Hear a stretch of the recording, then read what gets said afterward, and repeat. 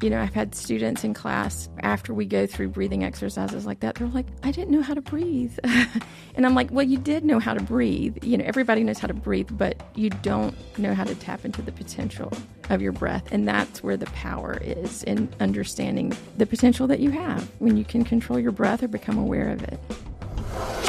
Cancer is just something that we all have to recognize, acknowledge, cope with, live with, struggle with, rage upon, crush, and even thrive with. This show is more than knowing and fighting or beating cancer. It's more than just relaying science, hope, and technology. Together, our purpose is to demystify cancer, take away as much fear out of the diagnosis, treatment, and process as we can, defeat its grip on our lives. This is The Cancering Show. I am so excited to bring you this episode today. We are going to be talking about a low-cost, high-yield intervention that treats cancer patients' symptoms and potentially reduces the risk of recurrence, improves the chance of a long, healthy life. What is that? That is studied over 435 times, listed in PubMed? That's right, yoga. The American Cancer Society and the U.S. Department of Health and Human Services advise 150 to 320 minutes of yoga or exercise weekly to aid in recovery and reduce recurrence risk. Our guest, Michelle Ryan Day, an ERYT 200 yoga instructor and fitness instructor with over 1,000 hours of teaching, also works as a marketing specialist for us at USA Health. But she is here today talking about leading yoga classes at the Mitchell Cancer Institute. She's been with us since 2017. She's a certified oncology yoga instructor through Yoga for Cancer, an evidence-informed method tailored to address the specific physical and emotional needs resulting from cancer and cancer treatments.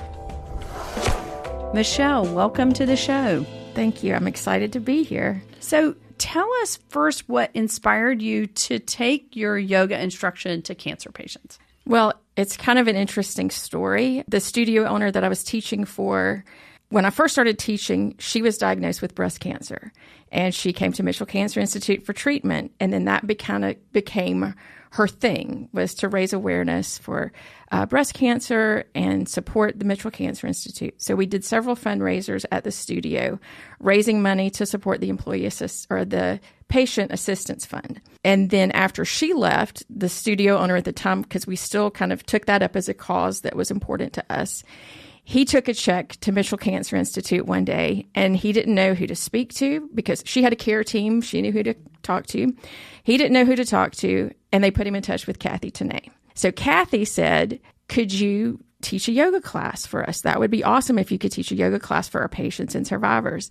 And so he said, do you want to teach this class? And I said, yes. And I had no idea what I was doing necessarily, not specifically, oncology yoga, but I just said yes. And then I figured out the rest of it from there. And I like to think of it, that was the moment. There's a ancient Chinese philosopher and writer who says, when the student is ready, the teacher appears. And so that can be a very literal thing, or it can be a figurative thing. So it's like the opportunities come along when you're ready for them, even though you might not realize that you're ready for them. So I feel like it was kind of like that. So I started teaching the classes, and then I kind of learned as I went along. I got the book, Yoga for Cancer, which I eventually went to that training, led by Tari Prinster. That's where I've got my oncology certification from. I was able to go to the in-person training in 2019. I got a scholarship to go to the training, and then the rest is history. I love it. I love your comment about that the timing just kind of works out.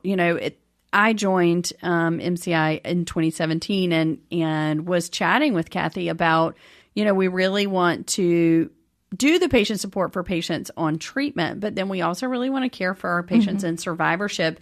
And this yoga class was the first of really what has become many different survivorship opportunities, and really trying to encompass the whole patient. So, oh, yeah. And I've taught and presented at the survivorship classes and programs and taught yoga there, and it's just a special experience for me. And I love getting to know the ladies, mostly ladies who come, and seeing them at future retreats and everything. So it's a really nice bond, I think, that we have. I think it's really incredible. And I love that we are now able to get you back in the building and offering those classes again in the building in our multi-purpose space. Yes, it was it's kind of sad during COVID that we took a really long break during COVID. I hated it for the patients and survivors who really enjoyed that class. That was like their community. So I hated that they couldn't experience it. But I understand. And I'm just happy that we're able to start that up again. Yeah. And just for our listeners at home, I bet you're wondering, you're thinking about maybe your daughter or granddaughter's yoga class or hot yoga or whatever, tight spandex. And really we're talking about something very different. We're talking about chair yoga, people in street clothes. Kind of describe to us the atmosphere of the classes at Mitchell. So it's a chair-based class. And people are typically surprised that, their heart rate gets up or they start to kind of sweat or whatever when they take the class.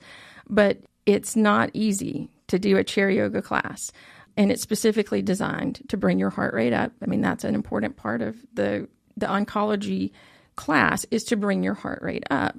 But people wear, comfortable clothes to the class and they're able to participate. And it's not, I feel like sometimes yoga people, associate just crazy things. Like I'm going to stand on my head or I'm going to put my leg behind my head. And it's this thing that I cannot do when yoga can be like the most accessible thing in the world. It's very simple. It's very powerful, but I think people tend to make it complicated sometimes. Yeah.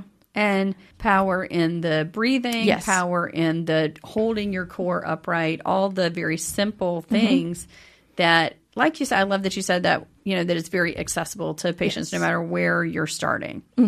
So can you describe to us kind of a pivotal moment for you in terms of coming to this realization of cancer and yoga and how that, became one of your passions? It was just, I had the courage to say yes to something. And so, yes, it was in my wheelhouse to know about yoga. But at the time, I've been teaching yoga for 10 years.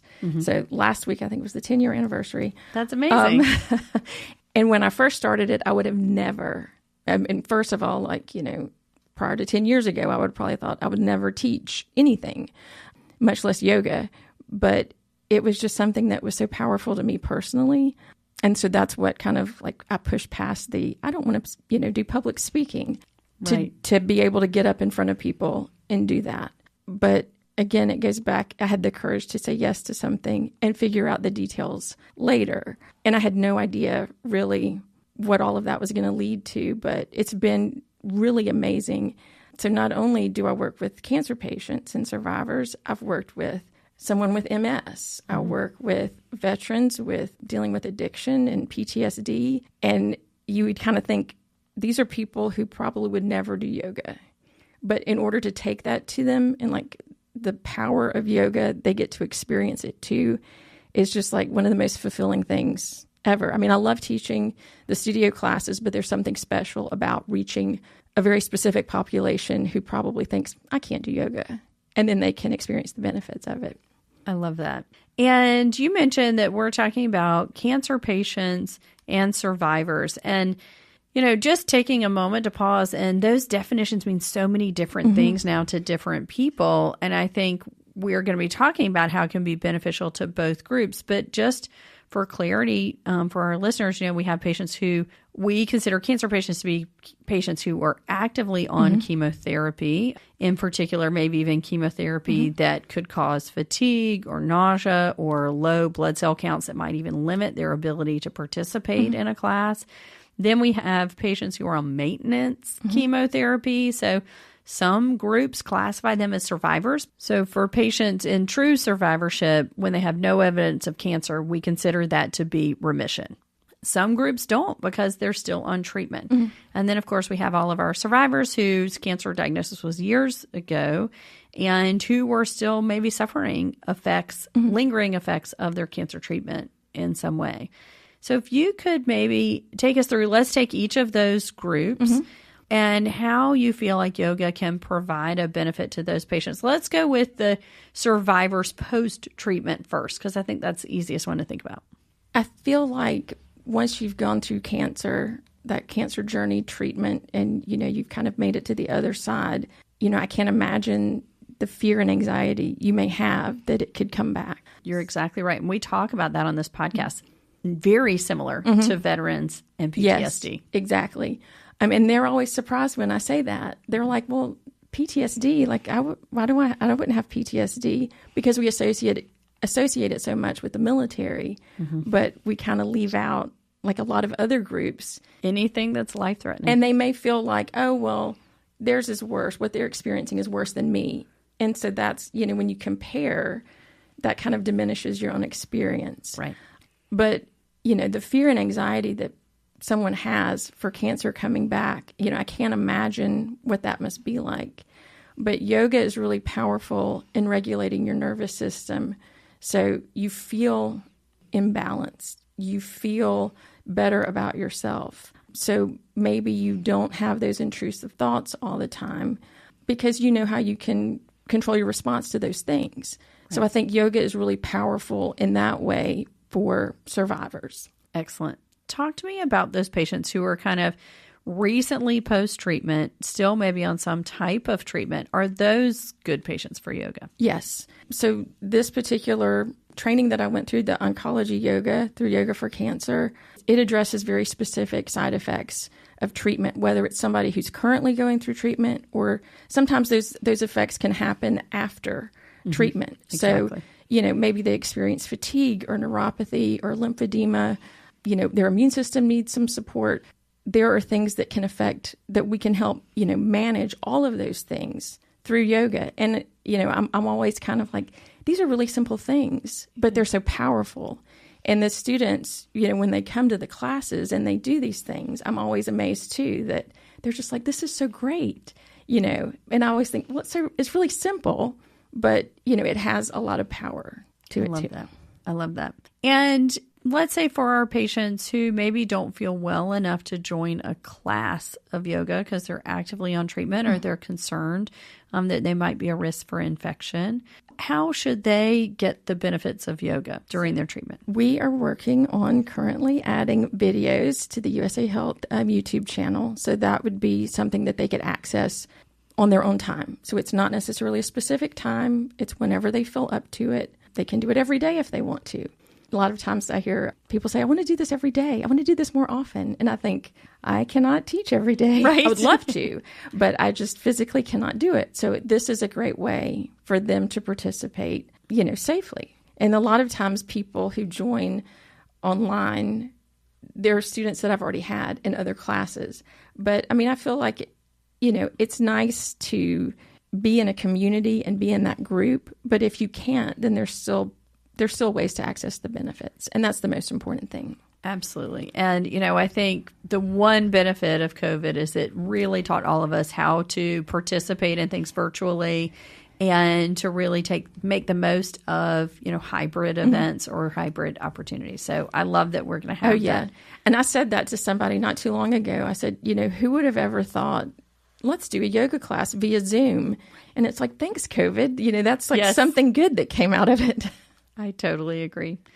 So talk to us about some of the oncology yoga specifically and how that's so different than regular yoga. So it takes into account how the body reacts to different treatments. So we know that chemotherapy and radiation are going to affect your bone density, and it's going to make your bones fragile. So we don't do a lot of forward bends because it puts too much pressure on the low back. We don't do a lot of weight-bearing things. And this would be, so some classes you can teach like and I hate to say that, regular yoga class, but there's some element of it in a chair class too. So we don't do a lot of forward bends because we don't want to put a lot of stress on the low back. We wouldn't want to put a lot of pressure on the wrist for the same reason. Okay. So it's about understanding, how the body has already, what it's experienced going through treatment. Maybe someone who's had a surgery in their upper body and they have limited range of motion. So there's all different ways that we can adjust a posture so you still get the fundamental benefit out of it without putting yourself at risk. And I like to kind of offer all of those things, when I teach a class. Mm-hmm. But sometimes, I see people and it's like they want to be their old self so bad. They push and I can tell they're in pain, and it's like, it's okay that you are not able to do this. I don't like to say it in those terms exactly, but it's okay that you have to back off of this. Like, it doesn't mean like you're less of a person. Right. You just have to learn to take care of yourself, have that compassion for yourself. And I think that's another amazing benefit of yoga, is that you learn to love yourself. And I think, for someone who's had cancer, you kind of feel like betrayed by your body. Oh my gosh, absolutely. And so to have that reconnection is really, really powerful. Absolutely. And to feel good about yourself Yes. again. Yeah. No, I think the fact that you acknowledge that, so often we don't, even when we talk about cancer and chemotherapy and hair loss and things like that and body image, we're not talking about that deep-seated sense of betrayal. So I think you're so right to bring that up and reconnecting. Oh, yeah. When I teach at the survivorship programs, one of the things I say, because usually I come in right after Leanne, who talks about diet. And, I like to make the point that diet is everything. We think of diet as the food that we eat, but our diet also consists of the things that we do, the things that we think, like what we consume. It's anything that you consume. Right. So, including the advertising, the social media. Mm-hmm. Yeah. So, the more that you can focus on the things that you're thankful for, like gratitude, if you can focus on that, then not that, all the bad things in your life go away, but you focus more on the positive things. And that's like really beneficial for your health and your outlook and your recovery and everything. Absolutely. We know that it's associated with survivorship. Mm-hmm. Yep. Can you explain particular types of yoga that would be best suited for cancer patients? So I know, and I thought it too when I first started. It's like, it's like this gentle, restorative kind of, easygoing yoga. But when in fact it needs to be a little bit more, not necessarily intense, but it needs to be more vigorous than, just this very gentle, passive kind of yoga. And I've read it somewhere, that it used to be, after a surgery, it's like, it's just bed rest. You have to stay on bed rest for so long. And then now it's, let's get up and get you moving, because that's part of the healing process. And I think the same thing, that outlook toward yoga for cancer patients and survivors, that's also same thing. I mean, and the research backs it up. So you have to have cardiovascular, you have to do some cardio work, you have to do some deep breathing, and that helps your lymphatic system move things through it, because there's nothing like the respiratory system or the cardiovascular system that pushes everything through for you. You have to do something to move the lymph through your body. So we call it vinyasa. It's more of a flowy kind of matching breath to movement is really important. But there are elements of that kind of restorative yoga in the class too. So it's not just, we're going to do this vigorous movement, but it's still a gentle, but it still brings your heart rate up. Right. So you still have all the benefits of it, but then once you get to the end of the class, you have that kind of restorative space, because I think that's very healing too. Your body needs rest just as much as it needs movement. So that's kind of it. There's the balance already built into the class.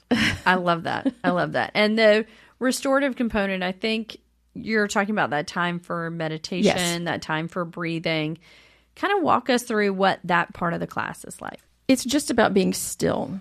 And I love in class to make people aware of their breath. So matching breath to movement is one thing. So you can inhale, bring your arms overhead. You can exhale and twist, or you can exhale and, stretch up or whatever. But to just be with your breath is really powerful too.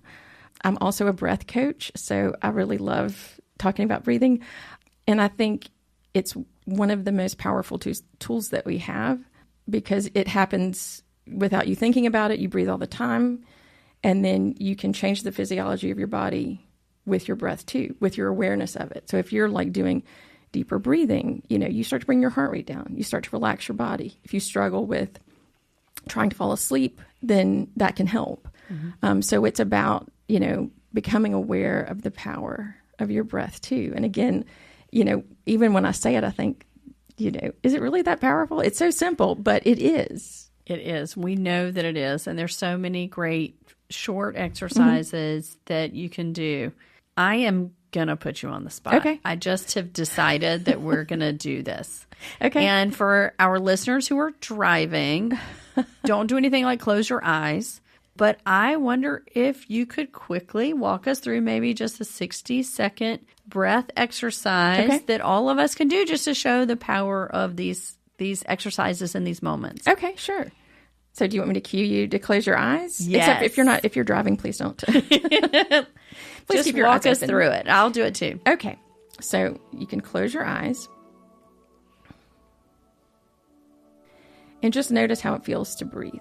So without changing the pattern or the depth or the quality of your breath, just start to connect to what it feels like to breathe.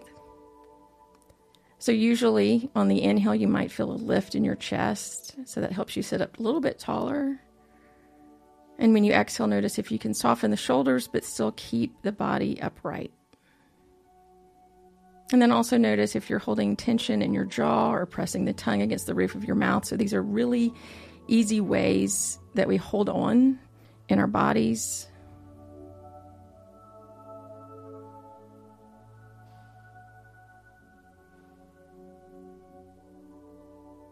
And then take a moment to connect to the 4 parts of the breath. So when you inhale now, draw the breath from low in the belly, fill up your ribs, your chest, pull the breath up into the throat. And then when you exhale, exhale from your throat, into your chest, into your ribs, into your belly. And notice here, as you continue to do this, the breath doesn't have to be so deep or long that it's overwhelming. It should feel very accessible, like a second layer of skin almost.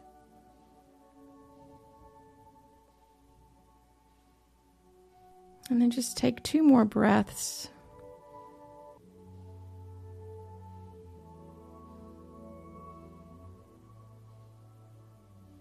And then you can open your eyes. That's amazing.